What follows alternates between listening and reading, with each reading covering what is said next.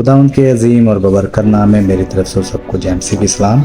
उम्मीद करता हूँ कि सब खुदावंद के नाम में आशीष और बरकत पाते होंगे। तो हम खुदावंद का शुक्र करते हैं आज के इस दिन, इस घड़ी, इस मौके के लिए जो हमारे खुदावंद ने हमें दिया है, ताकि हम उसके नाम की मदद से कर सकें। बहुत से ऐसे लोग हैं जो आज का दिन नहीं देख सके, पर ये हमारी ज़िंदा खुदावंद का फजल, उसका करम है कि उसने हमें जिंदा की ज़मीन पर ज़िंदा रखा है। तो मैं उम्मीद करता हूँ कि सब अपनी अपनी जगहों पर खैरियत होंगे। तो मैं आपसे ये खुदावंद का मैसेज था जो खुदावंद ने दिया है, वो आपसे शेयर करना चाहूँगा।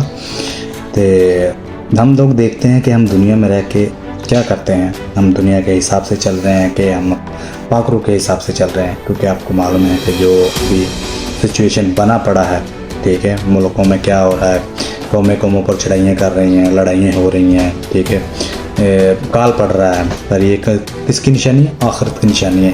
पर आपको मालूम है कि बाइबल क्या कहती है कि चलते चलते मुनादी करो और लोगों को बताओ कि खुदावंद की बादशाही नज़दीक है। तो हमें चाहिए कि हमें खुदावंद का जो पाक कलाम है वो दुनिया के कोने कोने में बताना चाहिए। तो हमारा जो आज का मैसेज है हम देखेंगे उसको बाइबल के हिसाब से, क्योंकि बाइबल कहती है कि जो इंसान की ज़िंदगी है वो बाइबल के हिसाब से 70 से 80 गुना है। पर अभी जो समा चल रहा है, जो ये दौर चल रहा है, उसमें जो इंसान की जो उम्र है वो 70 से 80 साल भी नहीं रहती और वो जल्दी मर जाता है। तो इसलिए हमें अपनी ज़िंदगी में गौर करना है कि हमने ज़िंदगी किस हिसाब से गुजारी है। हमने पाक कलाम के हिसाब से गुजारी है कि दुनियादारी के हिसाब से गुजारी है। तो आए हम देखेंगे मरकज़ की इंजील, उसका 13 बाब और उसकी 5 आयत में क्या लिखा है। यीशु ने उनसे कहा, शुरू क्या की खबर कोई तुमको गुमराह ना करे।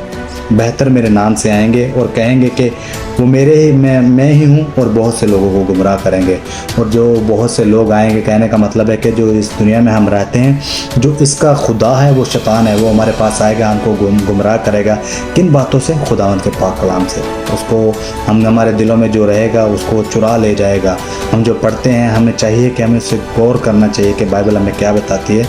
और नीचे यूँ लिखा है, और जब तुम लड़ाइयों की अफवाहें सुनोगे, घबरा ना जाना, उनको वाज़ेह होना ज़रूर है, लेकिन इस वक्त खात्मा होगा। ये वो बातें हैं जो अभी इस दुनिया में हो रही हैं, जो आखिरत की बातें हैं कि लड़ाइयाँ होंगी और कौमों पर और सल्तनतों पर चढ़ाई करेंगी, तो और जगह जगह भूचाल आएंगे, काल पड़ेगा। और आप देख रहे हैं क्या इस दुनिया में क्या चल रहा है। कौमों पर चढ़ाई कर रही हैं, वॉर चल रही हैं, काल पड़ रहे हैं, खाने पीने के लिए लोगों को दिक्कत हो रही है।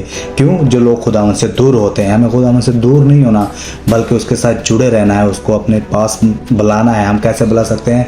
हम ज़्यादा से ज़्यादा टाइम उसमें स्पेंड कर सकते हैं। हम बाइबल पढ़ते हैं, ठीक है, भजन गाते हैं, ज़बूर गाते हैं। तो हमें चाहिए ये सब कुछ एक जगह बैठ के हम शेयर करें लोगों के साथ, अपने भाइयों के साथ।